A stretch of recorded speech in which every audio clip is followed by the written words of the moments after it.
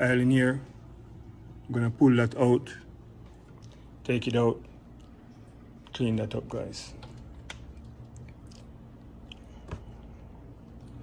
Gonna clean up all this oil cap. We're gonna clean that up too also.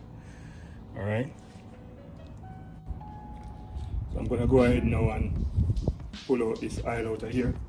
Do something like this. You guys can't really see this thing. We just stuff it down there where the oil is and pull it.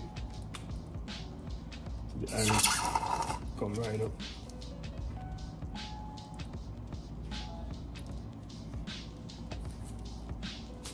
Push it out back.